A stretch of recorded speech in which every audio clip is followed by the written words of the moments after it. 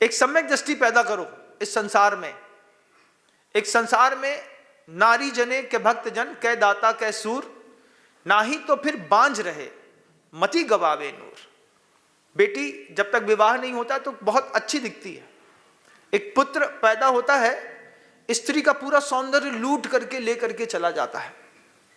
पूरे में जब बर्थ मार्क पूरे पेट में पड़ जाते हैं, जब शरीर थुलथुल हो जाता है, उठने बैठने में स्ट्रेच पड़ने लगता है। एक लड़का तुम्हारी पूरी जवानी ले गया, एक लड़का तुम्हारे शरीर से पूरा सौंदर्य ले गया। जब ले ही गया था, जब अपने जान की बाजी और सौंदर्य को देकर के तुमने किसी को पैदा किया तो उसको सम्यक दृष्टि और पैदा कर दिया होता। सम्यक दृष्टि पैदा नहीं कर पाए महाराज, मिथ्या दृष्टि लड़का पैदा कर दिया।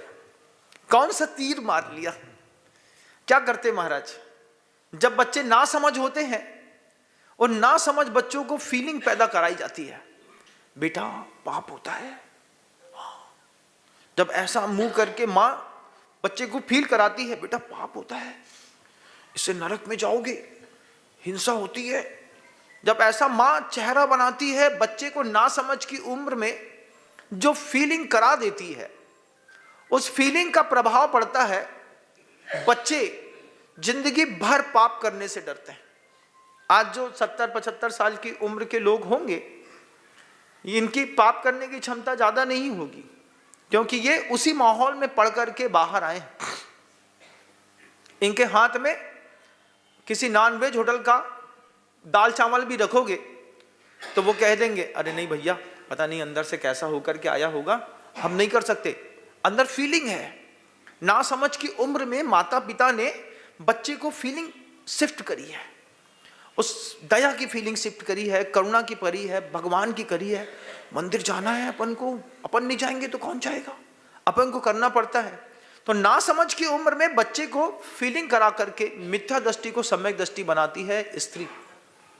पति को चेलना ने सम्यक दृष्टि बना दिया। आपको पति का धन मिला, पति का प्यार मिला, पति का इतनी बड़ी प्रॉपर्टी मिली, पति का पैसा मिला, आप पति को सम्यक दृष्टि बना देते, पति का दिया गया सारा वैभव का ऋण चुका दिया होता, आपने सारा ऋण चुका दिया होता। लेकिन जब स्त्री पति के मिथ्यात्व का पोषण करती हो, उसने कहा, पहली बार ऑफर किया किसी हस्बैंड ने अपनी वाइफ को, क्यों कभी पिए नहीं पी, ऐसे मुस्कुरा के बोले जैसे बस तुम्हारी ही इंतजार कर रहे थे कि तुम आओगे, तुम बोतल खोल के दोगे और हम पी लेंगे। जब पहली बार आपके पति ने आपको बियर वाइन शॉप में वाइन ऑफर की होगी, आपने अपने पति के कहने पर पति के साथ पी ली, वो तो मिथ्या दृष्टि था ही, लेकिन आप भी डूब गए। 5 प्रतिमाधारी है तुम्हारी मां, तुम बैंकॉक में जाकर के किसी रेस्टोरेंट में शराब पी रही हो, 2 घूंट, महाराज जीवन में कभी नहीं पी थी तो एक बार पी ली। उसी वक्त तुम्हारी परीक्षा थी, उसी वक्त तुमसे पूछा जा रहा था कि तुम सम्यक दृष्टि हो कि मिथ्या दृष्टि। आप अतिथि संविभाग व्रत का पालन करना चाहते हैं, घर के अंदर एक अतिथि पैदा करिए, घर के अंदर एक ऐसा सम्यक दृष्टि पैदा करिए कि जो आपके जाने के बाद आपके घर के अंदर धर्म का दिया जला के रख सके। 8 लोग हैं, सब मिथ्या दृष्टि हैं, किसी को भगवान पे विश्वास नहीं है, किसी को धर्म पे विश्वास नहीं है। आदमी हमसे आके कहता है, एक्सक्यूज करता है, महाराज हम मंदिर तो नहीं आते, लेकिन हम चैरिटी के बहुत अच्छे काम करते हैं, दया करते हैं, तो क्या हम धर्मात्मा नहीं है? साधारण धर्मात्मा में और अतिशयकारी धर्मात्मा में तो अंतर होता है ना, होता है। दान दिया, पिता ने अपनी संपत्ति 21 लाख रुपए 80 साल की उम्र में मंदिर में दान दे दी, बच्चे को मौका मिल गया धर्म करने का। पिताजी की रखाई हुई मूर्ति है, चलो साल में 2 बार तो कम से कम उसका अभिषेक करके आएंगे। आपके पैसे से आपने अपने बच्चे को सम्यक दृष्टि बना दिया। हम दुनिया भर में तलाश करते हैं, दुनिया भर के लोगों में द्रव्यलिंग भावलिंग देखते हैं, दुनिया भर के लोगों में बहिरात्मा अंतरात्मा देखते हैं। जिस परिवार के बीच में रहते हैं उस परिवार में कितने सम्यक दृष्टि हैं, एक बार बताइएगा, एक बार बताइए बस। परिवार में कौन सम्यक दृष्टि जीव है आपके यहाँ, जो ऐसा हो कि उसको जघन्य पात्र समझ करके, अविरत सम्यक दृष्टि। कोई व्रत नहीं है, व्रत नहीं है इसका मतलब कुलाचार का पालन नहीं करता है, ऐसा नहीं। जो सम्यक दृष्टि होता है वो जैन कुल के कुलाचार का निर्दोष पालन करता है कि बिना किसी व्रत के भी वो रात्रि भोजन नहीं करता, बिना किसी व्रत के भी उसकी देव गुरु धर्म के मंदिर जाने की आस्था होती है, पूजन इत्यादि में शामिल हो ना हो बात की बात है, मंदिर भगवान के प्रति आस्था रहती है। नहीं जा पाता है तो परिवार वालों से कहता है तुम पहुंच जाना, हमारा भी चावल चढ़ा देना भगवान को, हमारी तरफ से नमोस्तु बोल देना। ऐसा कभी घर का कोई बोलता है क्या? जब मंदिर आती हो तो घर का कोई बोलता है हम तो नहीं जा पा रहे, हमारी तरफ से भगवान को नमोस्तु बोल देना। और आप भी घर जाने के बाद अपने बच्चे पति से कहती हैं आज तुम्हारे नमोस्तु हमने भगवान जी को बोल दिया था। इतना बोलने में कमाल होता है।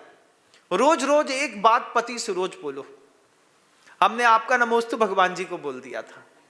हमने बच्चे से बोलो हमने आपका नमोस्तु भगवान जी को बोल दिया था। भगवान जी हमारे पति का भी नमोस्तु स्वीकार करिए, भगवान जी हमारे पुत्र का भी नमोस्तु, हमारी दादी का भी नमोस्तु स्वीकार करिए। जब महाराज को आहार दान देते हैं तो अब तो गाना गाते हैं, दादी की तरफ से ले लीजिए, चाची की तरफ से ले लीजिए, ताऊ की तरफ से ले लीजिए, है ना।